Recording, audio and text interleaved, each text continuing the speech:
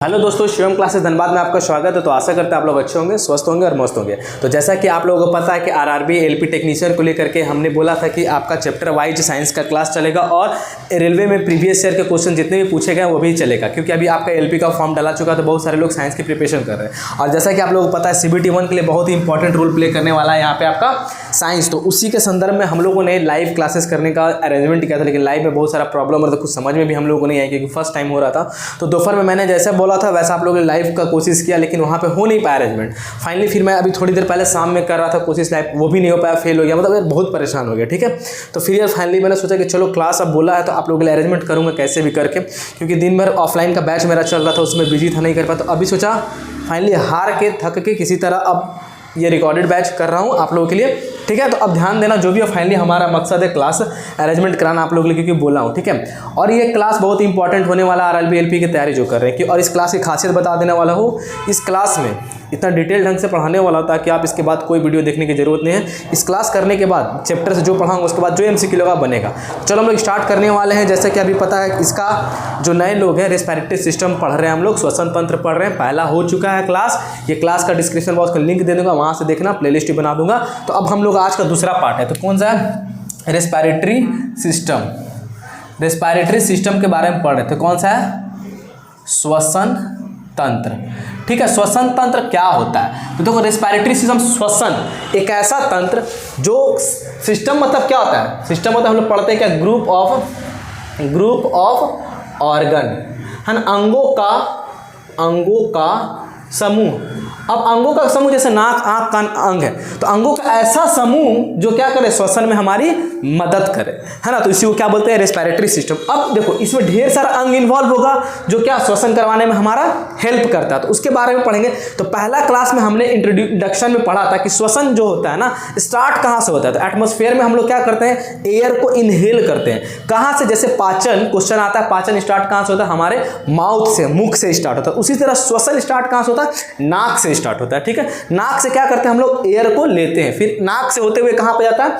ये नॉस्ट्रिल्स जो है, दो बटा हुआ नॉस्ट्रिल्स होते हुए कहां जाता है? नोजल कैविटी में, है ना, नासिका गुहा में जाता है। फिर उसके बाद कहां जाता है? फेरेंक्स में, है ना, यहां पे देखो फेरेंक्स है, यहां पे जाता है। फिर फेरेंक्स के बाद नीचे, है ना, यहां पे आता है। इधर एक देखो फेरेंक्स है, फेरेंक्स के बाद दो नली बढ़ती है। एक नली आपकी क्या है? खाना को लेकर जाते हैं, जिसे क्या बोलते हैं? फूड पाइप बोलते हैं। और एक नली हवा को ले जाता है, जिसे क्या बोलते हैं? ट्रैकिया या विंड पाइप बोलते हैं। तो देखो, फेरेंक्स के बाद कहाँ आया? लैरिंक्स में। और ये लैरिंक्स कहाँ सिचुएटेड रहता है? ये जो लैरिंक्स है ना, फेरेंक्स का मतलब होता है क्या? ग्रसनी। क्या होता है? देखो हिंदी मीडियम वाले आप लोग समझना, फेरेंक्स का मतलब क्या होता है आपका? ग्रसनी होता है। फेरेंक्स का मतलब क्या होता है? ग्रसनी। लैरिंक्स का मतलब क्या होता है? स्वर रज्जु। क्या बोलते हैं? स्वर रज्जु। ठीक है, लैरिंक्स का मतलब क्या होता है आपका? स्वर रज्जु। तो लैरिंक्स, फेरेंक्स होने के बाद कहाँ गया? लैरिंक्स। लैरिंक्स के बाद कहाँ गया? ट्रैकिया। ट्रैकिया में होने के बाद कहाँ चल जाता है आपका? ब्रोंकियोली। ब्रोंकियोली के बाद ब्रोंकाई। ब्रोंकाई के बाद ब्रोंकियोलिस। ब्रोंकियोलिस के बाद छोटे छोटे ये वायु कुपिका दिख रहे हैं, उसमें हवा भर जाता है। फिर वहां से एयर को कौन लेता है?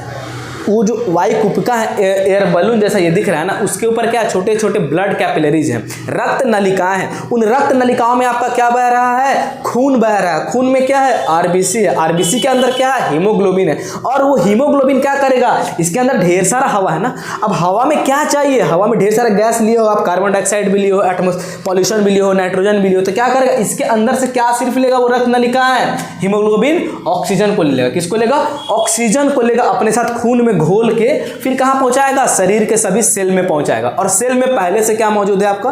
ग्लूकोज मौजूद है। और ग्लूकोज ऑक्सीजन के साथ क्या करेगा? रिएक्शन करके क्या बनाएगा? कार्बन डाइऑक्साइड, वाटर और एनर्जी। कितना एनर्जी? 38 ATP आपको एनर्जी मिलने वाला है। ये सब हम लोग पढ़ चुके थे। ठीक है, तो इसी ये पूरा प्रोसेस लगातार चलते रहता है, जिससे हमारा क्या होता है? विकास होता है। ये पूरे सिस्टम में ये पूरे जो श्वसन हुआ, इस प्रक्रिया में बहुत सारे अंग मिलकर ये काम करते हैं, इसलिए इस चैप्टर का नाम रखा गया है रेस्पिरेटरी सिस्टम। तो समझ में आया कितना कितना पार्ट है? नोज, फेरेंक्स। अब ये इंट्रोडक्शन में हो गया था। अब इसके बाद हम लोगों ने क्या क्या पढ़ा था कि देखो, दो तरह के रेस्पिरेटरी सिस्टम में दो तरह में बांटा गया। तो रेस्पिरेशन को दो कैटेगरी में बांटा गया। देखो पीछे वाला रिवाइज किया, रेस्पिरेशन थोड़ा सा है ना, रेस्पिरेशन को दो कैटेगरी, श्वसन को दो कैटेगरी में बांटा गया। एक एरोबिक, एक वायवीय श्वसन और एक एरोबिक है ना, एक वायवीय और एक अवायवीय। ये पीछे वाले क्लास में दिया हुआ, इसलिए कराने की बात नहीं, वो क्लास देख लेना। इसमें एरोबिक श्वसन में क्या होता है, ऑक्सीजन की आवश्यकता होती है ना, और इसमें एनारोबिक में ऑक्सीजन की आवश्यकता नहीं होती है। इसको क्या बोलते हैं हम लोग हिंदी में, वायवीय श्वसन। क्या बोलते हैं हम लोग इसको, वायवीय श्वसन। देखना स्पेलिंग थोड़ा सा केमिस्ट्री को तो बताना, बाकी नोट्स में आपको सारी चीज़ें मिल जाएंगी। जल्दीबाजी में हो सकता है एक आध स्पेलिंग इधर गलत हो जाए, है ना। वायवीय श्वसन, इसको क्या बोलते हैं हिंदी में, अवायवीय, अवायवीय श्वसन। ठीक है, याद रखना, नोट्स में सारा स्पेलिंग आपको सही तरीके से मिलेगा, है ना। अब देखो ये जो वायवीय श्वसन होता है ना, इसमें क्या होता है, सेल्स में जो ग्लूकोज आपके प्रेजेंट है, ग्लूकोज C6H12O6, ग्लूकोज जो सेल के अंदर प्रेजेंट है, ये ऑक्सीजन के प्रेजेंस में इसका क्या होता है, ब्रेक डाउन होता है, पूर्ण दहन होता है। पूर्ण दहन होता है तो हमको क्या मिलता है, carbon dioxide plus water plus 38 ATP। कितना मॉलिक्यूल्स, 36 + 2 भी लिखते हैं तो 38 ATP मॉलिक्यूल्स हमको क्या मिलता है, 38 ATP मॉलिक्यूल्स एनर्जी मिलता है, एडिनो ट्राइफॉस्फेट। लेकिन एनारोबिक रेस्पिरेशन में क्या होता है, इसमें आपका जो आपका ग्लूकोज होता है, जो सेल में ग्लूकोज मौजूद है C6H12O6, यहाँ तो ऑक्सीजन पहुँचा नहीं, बिना ऑक्सीजन के एब्सेंस में ना ये ब्रेक डाउन होगा, तो इसमें क्या बनता है, लैक्टिक एसिड बन जाता है। क्या बनता है, लैक्टिक एसिड तो बनता है, साथ में कार्बन डाइऑक्साइड और वाटर तो रिलीज होगा ही, और एनर्जी कितना मिलता है, 2 ATP। कितना मॉलिक्यूल्स ऑफ एनर्जी, 2 ATP, है ना, 2 अणु ATP एनर्जी मिलता है। तो इसमें एनर्जी कम मिलता है, किसमें, अवायवीय श्वसन में, वायवीय श्वसन में ज़्यादा एनर्जी। तो हम लोग जनरली कौन सा करते हैं, मनुष्य में कौन सा होता है, वायवीय श्वसन होता है। तो मनुष्य में कभी कभी ये भी होता है। अच्छा, वायवीय श्वसन कहाँ कहाँ होता था, याद है, वायवीय श्वसन कहाँ होता है, तो कोशिका के अंदर। वायवीय श्वसन कहाँ कहाँ होता था, कोशिका के अंदर। कोशिका के अंदर कहाँ होता है, साइटोप्लाज्मा में। इसको साइटोप्लाज्मा में होता है। और कोशिका के अंदर कहाँ था, माइटोकॉन्ड्रिया में, है ना, माइटोकॉन्ड्रिया में होता है। ठीक है, कोशिका के अंदर ये कहाँ होता है, साइटोप्लाज्मा में होता है और माइटोकॉन्ड्रिया में। साइटोप्लाज्मा मतलब कोशिका द्रव, क्या, कोशिका द्रव। अच्छा, अवायवीय श्वसन कोशिका के ही अंदर कहाँ होता है, सिर्फ आपका ये साइटोप्लाज्मा, किसमें, साइटोप्लाज्मा में आपका होता है, कोशिका द्रव में। अच्छा, किन किन जीवन में होता है, तो ये देखो, वायवीय श्वसन जो होता है उच्च कोटियों के प्राणी में होता है, जैसे आपका एनिमल्स, बड़े बड़े जंतु, ह्यूमन बर्ड, ट्री, है ना, ये सब वायवीय श्वसन करते हैं। क्या करते हैं, वायवीय। लेकिन इसमें वायवीय श्वसन होता है क्या, इसमें छोटे छोटे इंसेक्ट, एकदम निम्न कोटि के एक कोशिकीय प्राणी, जैसे इंसेक्ट्स, कीट हो गया, फिर आपका बैक्टीरिया हो गया, बैक्टीरिया, ये सब करते हैं, क्योंकि इनको ज़्यादा ऑक्सीजन की जरूरत पड़ती नहीं, ज़्यादा एनर्जी की जरूरत पड़ती नहीं। तो ये सब हम लोगों ने पिछले क्लास में देख रखा था। ठीक है, अब हम लोग इस चीज़ को आगे पढ़ाते हैं। अब कैसे कैसे वायवीय श्वसन या रेस्पिरेशन होता है, किस किस ऑर्गन से जाता है, उसके बारे में डिटेल से हम लोग यहाँ पे आज की क्लास में पढ़ने वाले हैं। ठीक है, तो चलो हम लोग स्टार्ट करते हैं। सबसे पहला हमारा वायु कहाँ गया, एटमोस्फेयर से हम लोग वायु लिए, तो वायु कहाँ आया, आपके नोज में। कहाँ आया, आपके नोज। नोज मतलब क्या हो गया, नाक। अब नाक में देखो, यहाँ पे 2 नॉस्ट्रिल्स, नाक जो है ना आपके 2 नॉस्ट्रिल्स में बटा हुआ है ना। अब नाक में क्या होगा, एयर आपका आ गया, एयर, हवा क्या किया, आपका इंटर किया। अब हवा इंटर किया तो देखो यहाँ पे नोज फिगर है, तो हवा इंटर किया। अब देखो यहाँ पे खाली जगह होता है, नाक के अंदर देखते हो ना खाली जगह होता है, उसे क्या बोलते हैं, हवा नोज से होते हुए कहाँ, नॉस्ट्रिल्स, नॉस्ट्रिल में दोनों नाक जो है, नॉस्ट्रिल से होते हुए कहाँ गया, आपके, बोलो, हवा नॉस्ट्रिल से नेजल कैविटी, है ना, ये अंदर जो गुहा होता है खाली जगह नॉस्ट्रिल्स के अंदर, नोजल कैविटी, इसको क्या बोलते हैं, नासिका छिद्र। क्या बोलते हैं, नासिका छिद्र में गया। ठीक है, नासिका गुहा बोलते हैं। ठीक है, गुहा में वहाँ पे आपका हवा चला गया। ठीक है, याद रखना, नासिका गुहा में आपका यहाँ पे हवा चला गया। अब देखो क्या होगा यहाँ पे, अब नोज में देखो क्या क्या सिस्टम होता है, बात करते हैं। हवा तो वहाँ पे गया। अच्छा, एटमॉस्फेयर से हवा लेते हैं, याद रखना, ऑक्सीजन नहीं, क्योंकि हवा में कौन कौन सा, हवा में क्या क्या मौजूद हो सकता है, कार्बन डाइऑक्साइड भी लिए हैं, ऑक्सीजन भी लिए हैं, नाइट्रोजन गैस भी लिए हैं, और बहुत सारे गैसेस भी हो सकते हैं। ठीक है, अब देखो इसमें जब नाक से आप हवा ले रहे हो यार, तो कार्बन डाइऑक्साइड तो आ रहा, ऑक्सीजन आ रहा, नाइट्रोजन आ रहा, डस्ट पार्टिकल्स भी आ रहा, तो ये सबको तो फिल्टर करेगा ना। तो नाक के अंदर आपका क्या होता है, नोजल हेयर, है ना, नोजल, नेजल हेयर, है ना, नाक के बाल क्या होते हैं, नाक के बाल। अब ये नाक का बाल क्या ऐसे ही फ्री में आया हुआ है क्या, तो चाचा लोग काटते हैं नाक का बाल कैंची से। अरे भाई, इसका कुछ काम है। ये क्या काम करते हैं, आपको डस्ट पार्टिकल, जो हवा में एटमॉस्फेयर में डस्ट पार्टिकल है, उस डस्ट पार्टिकल को क्या करता है, फिल्टर करता है। क्या करता है, फिल्टर ऑफ डस्ट पार्टिकल को, पॉल्यूशन आया उसको फिल्टर करने का काम करता है। अच्छा, अब ये नाक में और भी क्या रहता है, तो नाक में हमारा एक चिपचिपा गाढ़ा पदार्थ रहता है, देखना नाक में उंगली करके, ठीक है, चिपचिपा गाढ़ा पदार्थ रहता है ना, उसको क्या बोलते हैं, नेजल वाटर, है ना, नेजल वाटर, ठीक है, उस नेजल वाटर है ना, नासिका द्रव होता है, ठीक है। अब उसका क्या काम, उसका नाम क्या है, उसका नाम क्या है, म्यूकस, क्या नाम है उसका, म्यूकस नाम होता है, और हिंदी में इसको क्या बोलते हैं, सलेष्मा, क्या बोलते हैं हिंदी में हम लोग, सलेष्मा। और ये चिपचिपा गाढ़ा होता है, ये क्या करता है, आपके नाक को गीला प्रोवाइड करता है, क्या करता है, गीला प्रदान करता है, जिससे क्या हो, सर्दियों में कभी कभी तो नाक सूखते तो घर्षण ना हो, तो गीला प्रोवाइड करता है ताकि आप आराम से सांस ले सको, आपको कोई तकलीफ ना हो, ना घर्षण हो, ठीक है, सलेष्मा। और ये क्या करता है, डस्ट पार्टिकल है, बैक्टीरिया है, इसको क्या करता है, इसको चिपकाने का भी काम करता है, क्या करता है, नेजल वाटर, नासिका द्रव क्या करता है, इसको चिपकाने का भी काम आपका करता है, ठीक है, नेजल वाटर, नाक का पानी, ठीक है, गीला, और ये गीला प्रोवाइड करवाता है, ठीक है। यहाँ पे नाक के बाद आ गया, अब देखिए नाक के बाद आपका ये कहाँ पे जाएगा, दूसरा, पहला कहाँ गया नाक, अब दूसरा पढ़ते हैं, नाक के बाद ये हवा गया कहाँ पे, फेरेंक्स में, कहाँ चल गया आपका ये फेरेंक्स, देखो ये नाक है, नाक से होते हुए नोजल कैविटी से होते हुए हवा कहाँ गया, अब ये वाला पार्ट, अब देखो इसको मैं अच्छे से बता रहा हूँ, देखो यहाँ पे दो पार्ट है, अब ये नाक से होते हुए कहाँ गया, ये वाला पार्ट, ये वाला जो, ये देखो एक कॉमन रास्ता है, यहाँ से कॉमन, यहाँ से दो रास्ता बटा है, एक इधर रास्ता चल गया, तो इधर जो रास्ता है भोजन वाला, फूड पाइप, और इधर जो रास्ता है यहाँ पे क्या आ गया, ट्रैकिया आ गया, वायु नलिका। तो यहाँ पे जो ये ऊपर में है, रास्ता बटने से पहले जो ये जगह है, इसका क्या नाम है, फेरेंक्स। तो दूसरा वाला पढ़ेंगे हम लोग किसके बारे में, फेरेंक्स के, फेरेंक्स को क्या बोलते हैं हम लोग, ग्रसनी। तो ग्रसनी क्या है आपका, ये जो आपका ग्रसनी से पहले, ग्रसनी के बाद ही दो पार्ट में बट गया, तो ग्रसनी जो है आपका फूड पाइप, किसका, फूड पाइप, और ट्रैकिया का क्या है, कॉमन पाथ है, फूड पाइप और ट्रैकिया का कॉमन पाथ है। तो देखो यहाँ पे ग्रसनी, ये क्या, common path, common path of किसका, ट्रैकिया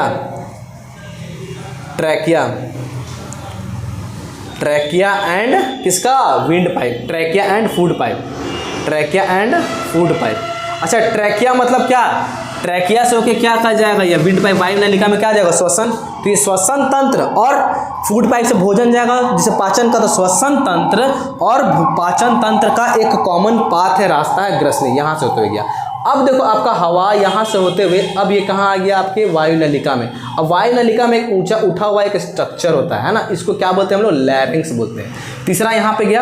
अब बोलेगा, क्वेश्चन आता है कि बताइए वायु नलिका और भोजन की जो नली है, दोनों को कॉमन पाथ क्या है, क्या है कॉमन पाथ, फेरेंक्स है। वहाँ से तो हवा होते हुए आया, अब हवा को क्या भोजन वाले नली में जाएगा क्या, नहीं, हवा वाले नली में जाएगा। हवा क्या है, ट्रैकिया में जाएगा, वायु नलिका विंड पाइप बोलते हैं, उसमें जाएगा। तो अब उससे पहले यहाँ पे इसी ट्रैकिया में एक जगह सिचुएटेड रहता है, एक ऐसा स्ट्रक्चर उठा हुआ रहता है, उसको क्या बोलते हैं, तीसरा नंबर पे लैरिंक्स आया। क्या बोलेंगे, लैरिंक्स आएगा। अब लैरिंक्स को क्या बोलते हैं हम लोग, स्वर रज्जु। क्या बोलते हैं, स्वर रज्जु बोलते हैं, ठीक है। अब ये स्वर रज्जु का क्या काम है भाई, देखो नाम से ही पता चल रहा है, जैसे कि यहाँ पे स्वर रज्जु, यहाँ पे जैसे ही हवा टकराता है, जैसे ही हवा पे टकराता है, यहाँ पे लैरिंक्स के पास एक स्ट्रक्चर होता है ना। अब देखो लैरिंक्स में होता क्या, सबसे पहले लैरिंक्स को ही क्या बोलते हैं हम लोग, ह्यूमन वॉइस बॉक्स। क्या बोलते हैं हम लोग, ह्यूमन वॉइस बॉक्स। लैरिंक्स को क्या नाम देते हैं, लैरिंक्स के अंदर ही क्या था, ह्यूमन वॉइस बॉक्स, हवा गया और इससे टकराएगा। अच्छा, किससे टकराता है, तो ह्यूमन वॉइस बॉक्स बोलते हैं। अब ह्यूमन वॉइस बॉक्स क्यों बोलते हैं, क्योंकि इसके लैरिंक्स के अंदर एक क्या होता है, वोकल कॉर्ड होता है। क्या होता है, वोकल कॉर्ड होता है, वोकल कॉर्ड, इसको क्या बोलते हैं हम लोग, वोकल कॉर्ड। यहाँ पे आप लोग बोल सकते हैं, ठीक है, वोकल कॉर्ड, इसको क्या बोलते हैं, स्वर रज्जु, है ना, ये वोकल कॉर्ड हो गया यहाँ पे। अब देखो हवा आया आपके कहाँ, फेरेंक्स से होते हुए लैरिंक्स के बाद ये वोकल कॉर्ड है, यहाँ पे टकराया, तो ये क्या हुआ, कंपन उत्पन्न हुआ। कंपन उत्पन्न होने से क्या होता है, ध्वनि का उच्चारण होता है। क्या होता है, ध्वनि वहाँ से, तो साउंड वहीं से प्रोड्यूस होता है उसके कंपन होने से। अब देखो कभी कभी क्या होता है, वोकल कॉर्ड का साइज जब बड़ा होगा, वोकल कॉर्ड का साइज क्या होता है, लार्ज। वोकल कॉर्ड का साइज किसका लार्ज होता है भाई, देखते हो हम लोग मेल में वोकल कॉर्ड तो कभी कोई ज़्यादा निकल जाता है ना, तो वोकल कॉर्ड का साइज क्या होता है, लार्ज। अगर जिसका वोकल कॉर्ड का साइज लार्ज, जनरली किसका होता है, आपका मेल का होता है, ठीक है। अब मेल का वोकल कॉर्ड का साइज लार्ज होता है, जिसके कारण मेल का पिच क्या होता है, हाई की लो, पिच इनका लो होता है, पिच इनका क्या होता है, लो। पिच मतलब तारा तो लो, जिससे इनके आवाज़ में क्या होता है, भारीपन, आवाज़ में भारीपन पाया जाता है। ठीक है, याद रखना। अगर जिसका वोकल कॉर्ड का साइज क्या है, वोकल कॉर्ड का साइज क्या, स्मॉल, छोटा है, तो किस में पाया जाता है भाई, फीमेल में। किस में, फीमेल में। अब फीमेल का वोकल कॉर्ड का साइज छोटा तो इसका जस्ट होता है, तो इसका पिच क्या होगा, पिच हाई, तो इसके आवाज़ में भारीपन पाया जाएगा। क्या देखते हो, हम लोग के आवाज़ में, हम लोग का वोकल कॉर्ड ज़्यादा निकला होता है, लार्ज होता है, हमारे आवाज़ में भारीपन, मोटा आवाज़। क्या भाई कैसे हो, ठीक हो, तो मोटा आवाज़ आता है ना, मोटा। लेकिन फीमेल का जो वोकल कॉर्ड का साइज होता है क्या होता है, बहुत ही छोटा होता है। देखते हो फीमेल का ये निकला हुआ नहीं रहता है, जिसके कारण उनका पिच क्या होता है, बहुत ही हाई होता है। एकदम जोर से चिल्लाएंगे ना, कान का पर्दा फट जाएगा, है ना। देखते हो घर में अगर मम्मी में से मार खाना इतना कस के चिल्लाती है ना, बच्चा को देखो, छोटा सा बच्चा चिल्लाने लगता है, कान का चदरा आपका फट जाने वाला। इनका पिच हाई होता है, जिनके कारण इससे आवाज़ में क्या, तीखापन या पतलापन, है ना, तीखापन या आवाज़ इनका पतला होता है। तो ये भी क्वेश्चन आता है। और जनरली याद रखना, फीमेल का वोकल कॉर्ड का साइज कितना होता है, 14 से 15 mm के बीच पाया जाता है। ठीक है, यहाँ तक आप लोगों को समझ में आया, है ना। तो सेशन को आप लोग लाइक भी कर देना भाई, ठीक है। और जल्दी एलपी का प्रीवियस ईयर MCQ भी लगाने वाले, ठीक है। यहाँ तक आप लोगों को समझ में आ गया है ना। अब आप बात करते हैं, तो अब पूछेगा ना क्वेश्चन आपसे कि लैरिंक्स कहाँ सिचुएटेड रहता है, तो लैरिंक्स आपका ट्रैकिया से ऊपर, ट्रैकिया के पास रहता है ना। स्वर रज्जु, आवाज़ है, इसी में क्या होता है, इसी लैरिंक्स में क्या होता है, ह्यूमन वॉइस बॉक्स। क्यों, क्योंकि इसी लैरिंक्स के अंदर क्या होता है, वोकल कॉर्ड होता है। वोकल कॉर्ड का काम क्या है, तो वोकल कॉर्ड से जब हवा टकराती है तो कंपन से क्या होता है, ध्वनि उत्पन्न होता है। ठीक है, ध्वनि उत्पन्न। अब जिसका वोकल कॉर्ड का साइज किसका बड़ा होता है, मेल का बड़ा होता है। अब मेल का वोकल कॉर्ड का साइज बड़ा तो इनका पिच क्या होता है, लो होता है, जिसके कारण इनका आवाज़ में भारीपन होता है। जस्ट इसका फीमेल का होता है। तो ये क्वेश्चन आया हुआ था आपके ग्रुप डी के क्वेश्चन में। अब बात करते हैं यहाँ होने के बाद, अब ये इस नली, भोजन वाले से तो हमको मतलब नहीं है क्योंकि वो डाइजेस्टिव सिस्टम है। अब हमको बात करेंगे यहाँ से, ये जो नलिया है ट्रैकिया, तो ट्रैकिया के बारे में हम लोग पढ़ने वाले हैं। देखो अब कैसे होगा यहाँ पे। अब देखो यहाँ पे नली आया, इसको थोड़ा सा हम लोग मिटा देते हैं, है ना। इसको चलो मिटा देते हैं। फेरेंक्स हो गया, तीसरा नंबर पढ़ लिए हैं। अब हम लोग बात करते हैं चौथा हमारा। तो देखो सबसे पहले क्या, नोज, हवा कहाँ आया, नोज में इंटर किया, नोज के बाद फेरेंक्स ना, फेरेंक्स के बाद लैरिंक्स हो गया, हाँ लैरिंक्स के बाद कहाँ आएगा, पहला नंबर ये हो गया, नोज हो गया आपका, दूसरा फेरेंक्स, तीसरा लैरिंक्स के बाद चौथा कहाँ आएगा, ट्रैकिया को क्या बोलते हैं हम लोग, ट्रैकिया को क्या बोलते हैं, विंड पाइप, है ना। हिंदी में क्या बोलते हैं इसको, वायु नलिका। क्या बोलते हैं, वायु नलिका। अब देखो हवा घूमते घूमते अब यहाँ पाया, तो ट्रैकिया का एक फिगर बनाते हैं। देखो ये है आपका ट्रैकिया, ठीक है। तो इसको देखो, ट्रैकिया में ऐसा सी टाइप का, ऐसा ये वाला ऐसा स्ट्रक्चर पाया जाता है, ठीक है। ट्रैकिया का पहले फिगर बना लो भाई साहब, ये सी टाइप का स्ट्रक्चर होता है, ठीक है। अब देखो इसी को क्या बोलते हैं, ट्रैकिया। देखो ये गर्दन में है ना, सी टाइप का बोन। तो ये जो सी टाइप का क्या है आपका, ये एक अस्थि है, एक प्रकार का क्या है आपका, अस्थि है ना। अस्थि मतलब बोन है, हड्डी है, कैसा, मुलायम हड्डी।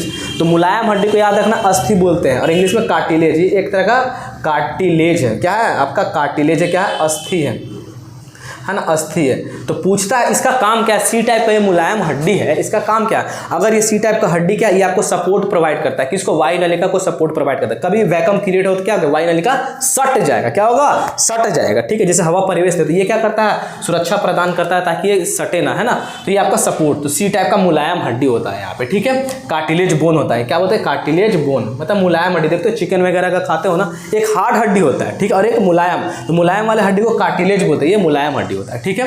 अब बात करते हैं, हवा यहाँ से गया, हवा यहाँ से क्या कर रहा है आपका, इंटर कर रहा है, ठीक है। हवा यहाँ से, हवा एयर यहाँ से इंटर कर। अब इंटर होने के बाद ये ट्रैकिया है ना, इसी ट्रैकिया को क्या बोलते हैं हम लोग, विंड पाइप। क्या बोलते हैं, विंड पाइप।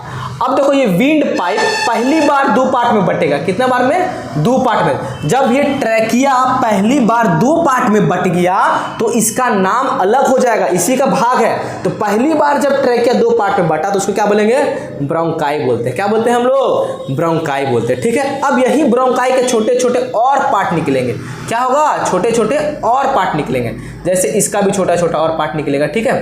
अब ये छोटा छोटा और पार्ट निकलेगा, तो ये जो छोटे छोटे आपके पार्ट हुए, इन छोटे छोटे पार्ट को हम लोग क्या बोलेंगे, जब पहली बार ट्रैकिया डिवाइड होता है उसको क्या बोलते हैं, ब्रोंकाई। फिर यही ब्रोंकाई और छोटे छोटे शाखाओं के रूप में निकल जाते हैं, तो इनको हम लोग क्या बोलते हैं भाई साहब, बोलो, इनको हम लोग क्या बोलते हैं, ब्रोंकियोलिस। क्या बोलते हैं हम लोग, ब्रोंकियोलिस बोलते हैं ना। ब्रोंकियोलिस, क्या बोलते हैं हम लोग? ब्रोंकियोलिस बोलते हैं। ठीक है, अब ब्रोंकियोलिस हो गया। अब ये क्या आगे और बढ़ते हैं, बस ये ब्रोंकियोलिस कहाँ पे खत्म होते हैं? एक ऐसा अंगूर का गुच्छा के जैसा क्या होता है, ये स्ट्रक्चर होता है। क्या होता है? ये अंगूर के गुच्छा के जैसा ऐसा स्ट्रक्चर। देख लो बड़ा मजा आ रहा है ना, लग रहा है कि फूलगोभी लटा हुआ है, फूलगोभी लटा। अब हवा ऐसे ऐसे होते हुए पहले कहाँ आया? ट्रैकिया। ट्रैकिया दो पार्ट में बट गया। पहली बार जब दो पार्ट में बटा ट्रैकिया तो उसे क्या बोलेंगे? ब्रोंकाई बोलेंगे। फिर ब्रोंकाई भी अलग अलग पार्ट में बट गया, अलग अलग पार्ट, तो उसको क्या बोलेंगे? ब्रोंकियोलिस। ये सब ब्रोंकियोलिस है। फिर ब्रोंकियोलिस के बाद ये ऐसे अंगूर के गुच्छे का जैसा बलून का जैसा स्ट्रक्चर दिख रहा, इसमें हवा आ गई। अब इसमें हवा जाके जम गया। इसको क्या बोलते हैं भाई साहब? इसको एल्वियोली बोलते हैं। क्या बोलते हैं हम लोग इसको? एल्वियोली। हिंदी में क्या बोलते हैं आपको? वायु कुपिका।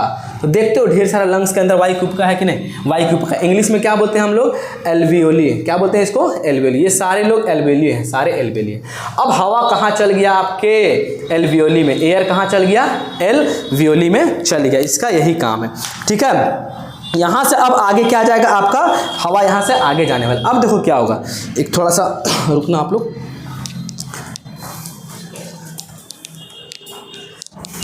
तो समझ में आया ये चीज़ें आप लोगों को? ठीक है, यहाँ तक कोई डाउट है तो आप लोग बोलना। अगर कुछ मिस्टेक भी हो जाए स्पेलिंग वगैरह तो आप लोग जरूर बताना भाई। ठीक है, साउंड आप लोगों को प्रॉपर आ रहा होगा।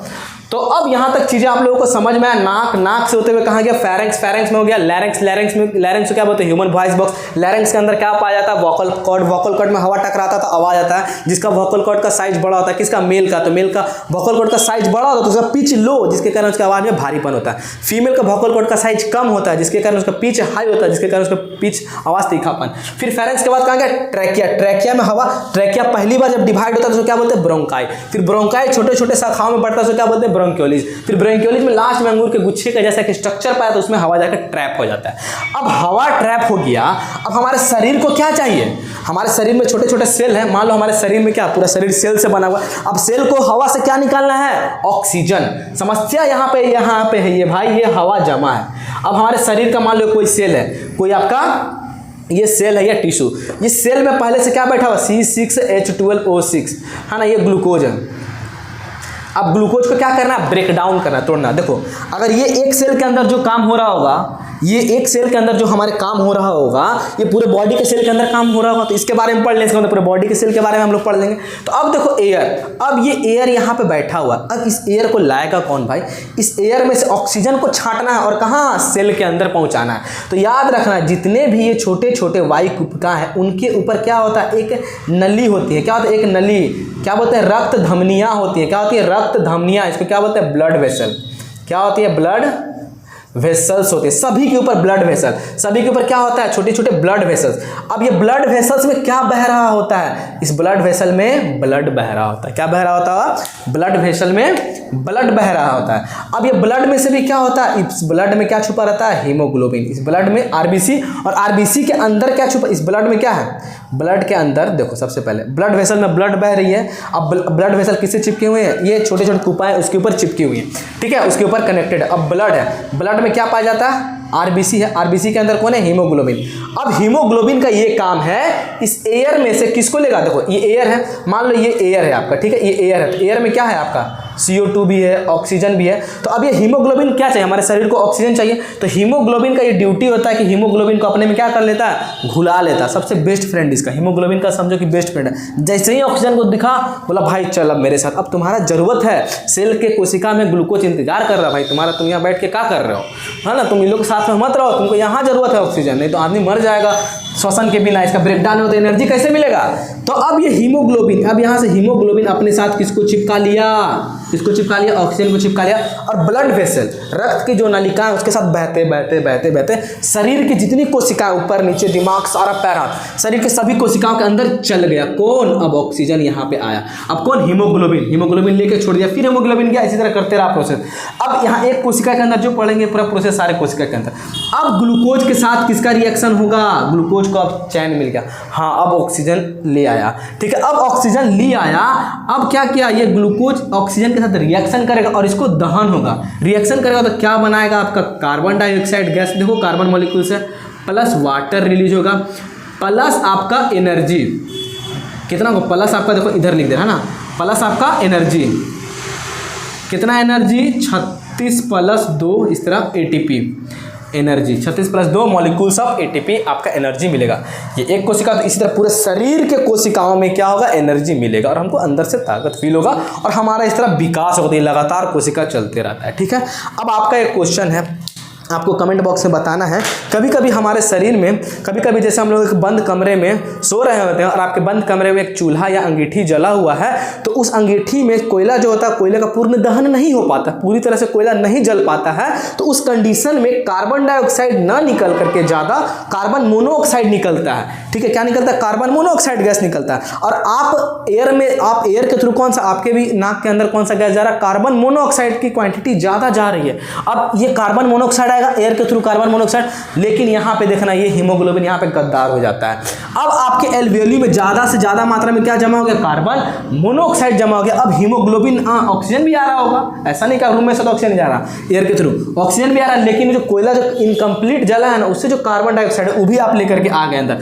अब हीमोग्लोबिन यहाँ पे गद्दारी करेगा, ऑक्सीजन को छोड़ करके कार्बन मोनोऑक्साइड के साथ मिल जाएगा, समझिए इसका पुराना दोस्त है, और जितना भी कार्बन मोनोऑक्साइड सबको लेके जाएगा यहाँ पे। अब यहाँ पे लेगा तो ग्लूकोज का पूर्ण कंबशन होगा, ग्लूकोज बेटा तड़प रहा, ऑक्सीजन को लाओ, ऑक्सीजन को लाओ, और कार्बन मोनोऑक्साइड मिलेगा। जिस कंडीशन में आपके पूरे शरीर में एनर्जी का कमी होगा और जिससे धीरे धीरे आपकी मृत्यु हो जाती है, तो इसी को बोलते हैं हम लोग स्वीट पॉइजन। किसको बोलते हैं, स्वीट पॉइजन कार्बन मोनोऑक्साइड को बोलते हैं। याद रखना, हीमोग्लोबिन गद्दार यहाँ पे बन जाता है, ऑक्सीजन को छोड़कर कार्बन मोनोऑक्साइड को। ठीक है, तो ये याद रखना, जिसे आपको चक्कर आएगा वो पता भी नहीं चलेगा आपकी मृत्यु कब हो गई।